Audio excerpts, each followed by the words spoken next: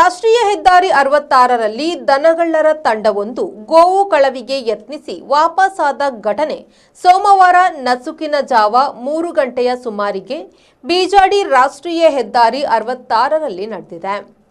Bijadi divider ತಿರುವಿನ ಬಳಿ ಇರುವ Sai cars ಮುಂಭಾಗದಲ್ಲಿ ರಸ್ತೆಯ ಪಕ್ಕದಲ್ಲಿ ಮಲಗಿದ್ದ ಗೋವನ್ನು ಕಳವು ಮಾಡುತ್ತಿದ್ದ ವೇಳೆ ಸೈನ್ ಇನ್ ಸೆಕ್ಯೂರಿಟಿ ಸಂಸ್ಥೆಯಲ್ಲಿ ಲೈವ್ ಮಾನಿಟರಿಂಗ್ನಲ್ಲಿ ಕಾರ್ಯನಿರ್ವಹಿಸುತ್ತಿದ್ದ ಸಿಬ್ಬಂದಿಯ ಸಮಯ ಪ್ರಜ್ಞೆಯಿಂದಾಗಿ ಕಳ್ಳರು ಗೋವನ್ನು ಅಲ್ಲಿಯೇ ಬಿಟ್ಟು ಪರಾರಿಯಾಗಿದ್ದಾರೆ.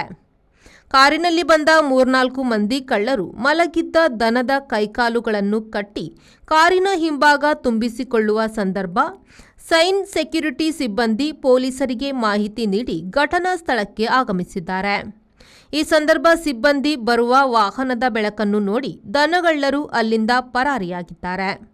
ಸ್ಥಳಕ್ಕೆ ಬಂದ ಪೊಲೀಸರು ದನದ ಕೈಕಾಲುಗಳಿಗೆ ಕಟ್ಟಿದ್ದ ಹಗ್ಗವನ್ನು ಬಿಚ್ಚಿ ರಕ್ಷಿಸಿದ್ದಾರೆ. ಶ್ರೀಕಾಂತ್ ಹೆಮ್ಮಾಡಿ, ವಿ4 ನ್ಯೂಸ್, ಕುಂದಾಪುರ.